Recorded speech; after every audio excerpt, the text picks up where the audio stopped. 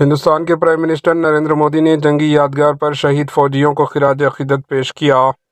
Prime minister Narendra Modi نے یوم جمہوریہ ہند کے موقع پر نیشنل وار میموریل میں شہید فوجیوں کو خراج عقیدت پیش کیا۔